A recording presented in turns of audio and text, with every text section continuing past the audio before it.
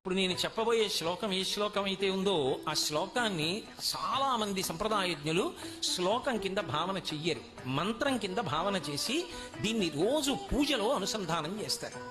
ఒక్కసారి ఈ శ్లోకాన్ని కానీ పూజలో అమ్మవారి పాదములను కళ్ళు తెరిచి చూస్తూ చెప్పినా, మీ ఎదురుగుండా అలా మూర్తుందనుకోండి, ఆవిడ పాదముల వంక చూస్తూ చెప్పినా, మనసులో ఆవిడ పాదములను చూస్తూ చెప్పగలిగిన, మానసికంగా కాంచీపురం వెళ్ళి అమ్మవారి మూర్తిని దర్శనం చేసి బయటికొచ్చి ధ్వజం దగ్గర సాష్టాంగం చేశాననుకుని చెప్పినా 9 గ్రహములు కూడా వ్యతిరేక ఫలితములను ఇవ్వకుండా జాగ్రత్త పడి జాతకుణ్ణి సంరక్షిస్తాయి అని చెప్తారు.